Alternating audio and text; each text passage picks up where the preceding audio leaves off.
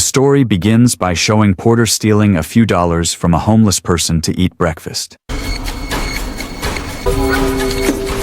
Then, in the afternoon, Porter steals the wallet of a wealthy man.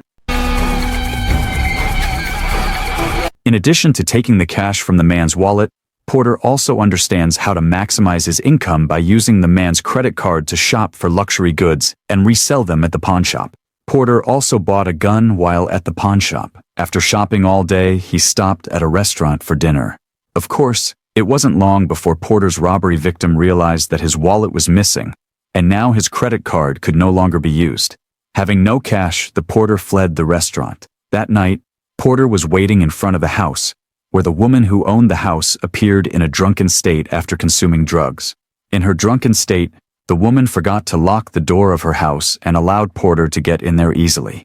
Porter immediately prepared his weapon and looked for someone in the house. But Porter found no one else in the house and returned to the owner. When the woman saw Porter, she was surprised that he was still alive. All this time, she thought he was dead. This woman is named Lynn Porter or is the wife of Porter. It turns out that in recent months, she has been suffering from drug addiction. Porter tried to save his wife from her addiction by locking her in the room.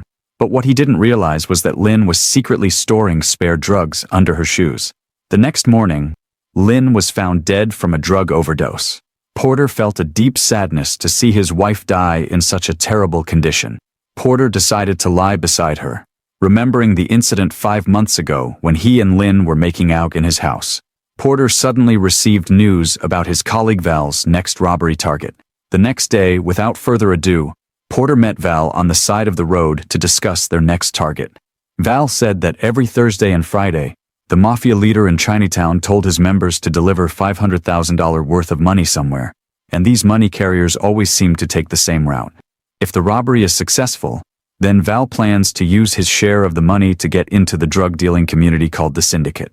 In short, a week later, we see Porter and Val trying to intercept the mafia's money car in an alley. One thing Porter realized from his monitoring last week was that he knew these money men never used seatbelts when on duty, so he planned to use that weakness in the heist this time. Due to the violent collision between the two cars, all of their targets were severely injured immediately. Porter then took a chain cutter to forcefully snatch the money suitcase from his enemy's arms. It wasn't long before Lim showed up to give them a ride, and they finally managed to escape the scene. How's that final taste? But the problem suddenly arose when, after counting the money in the suitcase, it turned out to be much less than they expected. The suitcase contained only $130,000, and Val was very upset because that meant he would only get a share of $70,000. That would not be enough to get him into the syndicate's community of drug dealers. Porter tried to remind his partner that they should be grateful that the robbery plan had gone smoothly. Seeing his partner, who began to lose his mind, made Porter alert. He immediately ordered his wife to get ready to flee the location. But suddenly, who would have thought that Porter was betrayed by his own wife? Turns out that all this time, Lynn had a grudge against him for accusing Porter of having an affair. But it seems that this is not the only reason for her betrayal, because here Lynn has also started using drugs, and Val promised to give it to her for free after he officially became a drug dealer. The scene returns to Porter, who is lying in bed. Suddenly, someone knocked on his door. It turned out to be a drug courier who routinely supplied drugs to his wife.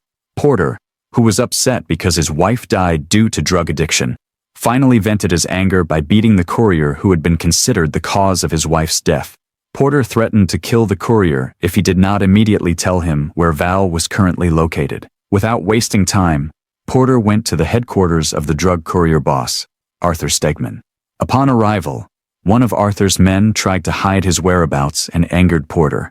As a result, the large black man was so severely injured that he had to report the incident to his boss. Turns out that at that time, his boss was playing gambling with 2 corrupt policemen. Porter was almost shot dead for interrupting their game. Fortunately, Porter immediately threw several packages of heroin that the courier wanted to send. Knowing there was a heroin package made the police now look at Arthur, who was considered less likely to give deposits because it turned out that he was a drug dealer. Arthur, who was panicking, immediately invited Porter to talk outside the building. Arthur explains that he and Val are just business partners. Once a month, he receives a supply of drugs from Val, who is now officially part of the syndicated community. Then, the drugs are distributed by his couriers to several regular customers. Arthur didn't know where Val lived, but was sure the man was still in town. Since killing Arthur was pointless, Porter asked him to deliver his message of revenge to Val. Meanwhile, Val is staying in a hotel heavily guarded by the mafia. That afternoon, his girlfriend Pearl comes to his room to chat. It seems that the two of them have the same fetish.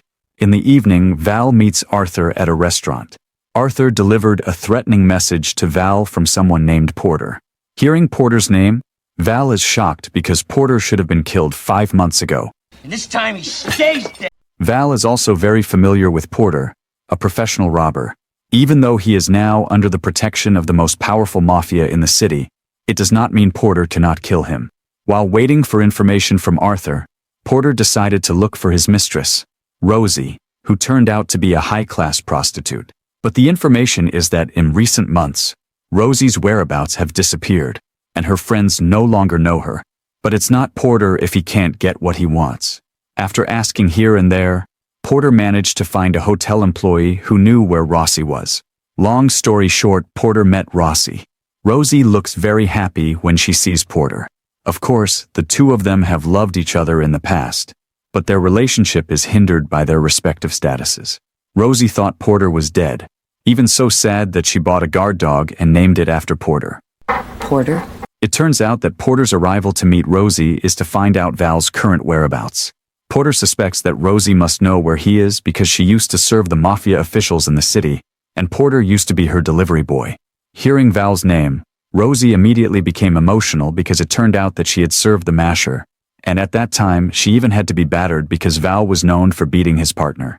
However, Porter promises to kill Val, so Rosie happily gives Val's address. Liquid Arms Union in 17th. The scene then shows Porter, who has managed to sneak into Val's room. It turns out the mobsters guarding outside are no match for him. But instead of immediately killing Val, Porter asks where his money is. But Val said all the money he had given to the mafia boss and the most powerful drug dealer in New York City named Carter. In the end, Val has until tomorrow afternoon to return the money. If he does not, his life will be at stake.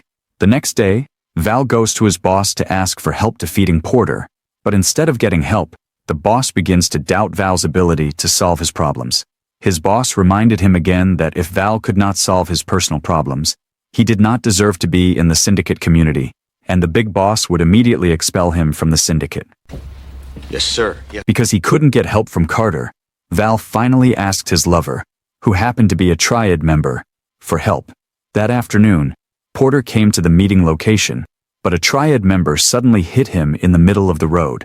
They had prepared a trap since the beginning, and it seems that Porter did not have the strength this time because he was outnumbered. But the police suddenly appeared, making Pearl and her members flee the location.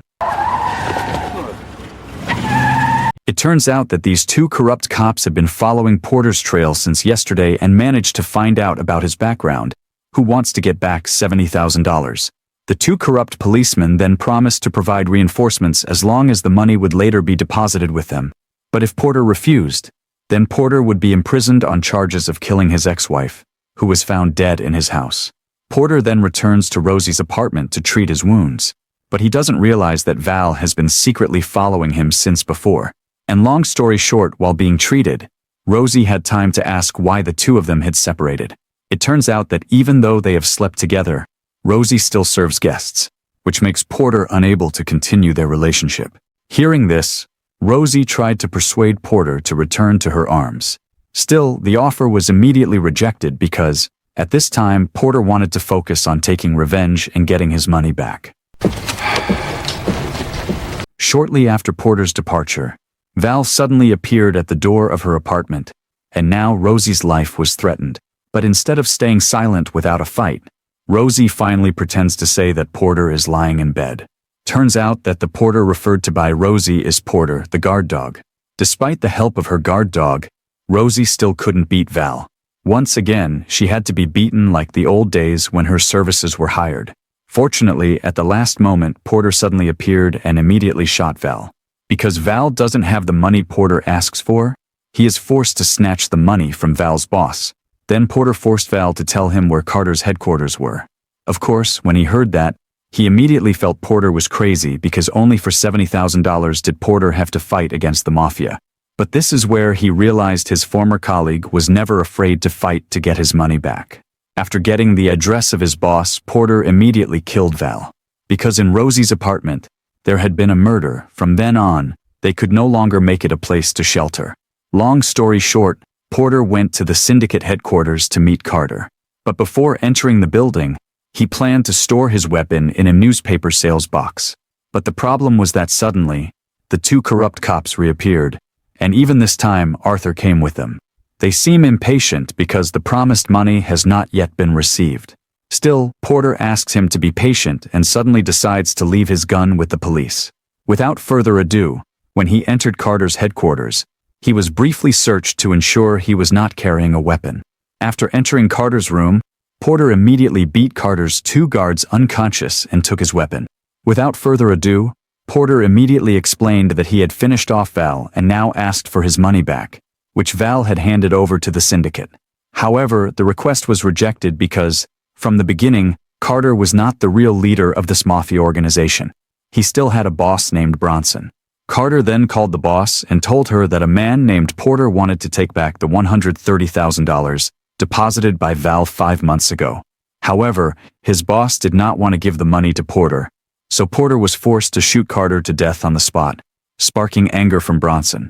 Porter then threatened to go to Bronson's man, Fairfax, to collect his money again. Then Porter left the building to take back the gun he had left for the corrupt police. It turns out that the weapon was then placed by Porter near Val's body, along with the police badge he managed to steal. Apparently, he intends to trap the corrupt police. The next day, Porter came to Fairfax at his house. Fairfax, who saw Porter, was surprised and feared the same fate as Carter. Fairfax then called Bronson and said that Porter was in front of him and returned to collect his $130,000. Initially, Bronson does not want to give the money, which upsets Porter, and shoots one of Fairfax's bags and makes Bronson think that Porter has killed Fairfax. Bronson finally agreed to give the money, but she promised to chase Porter to the world's end. Porter then told Bronson to put the money in a blue bag and put it at King Cross Station. Meanwhile, the two corrupt cops were seen waiting for Porter to come out of the Fairfax residence. But while waiting for Porter to come out, detectives from another division suddenly appeared to detain the two of them for being accused of Val's murder because the police found fingerprints on the gun and badge of one of them found at the crime scene. But the problem is not over yet because Arthur and his subordinates also followed Porter earlier in a taxi car. It seems that he wants revenge. Porter then walked into his enemy's trap. Arthur wanted Porter so badly because he wanted to bring him before Bronson so that later, he would be included in the syndicate's mafia family. Unfortunately, that intention must have been gashed because, in the middle of the journey, Porter managed to grab his weapon, and the situation was reversed. Arthur's subordinates tried to help their boss, but suddenly, Pearl appeared and immediately shot at Porter. But Porter managed to survive the bullets thanks to taking cover behind Arthur's body. He quietly crept out of the car and then counterattacked the Triad members. In the end, Porter managed to eliminate all Triad members. Porter then went to King Cross Station to get his money back. There, Porter killed several members sent by Bronson to kill him.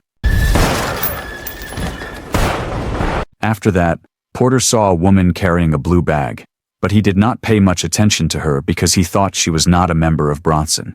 Instead, he was drawn to a long-haired man carrying a blue bag. The man then gave the blue bag to Porter. But when Porter wanted to take the bag, suddenly the woman behind the man shot Porter, and there was a shootout on the spot. Porter then left the station with difficulty because his body was shot by the woman. Fortunately, in that critical condition, Rosie immediately saved Porter, who was already unconscious. Rosie then took Porter to a hospital outside the city. And the movie is over.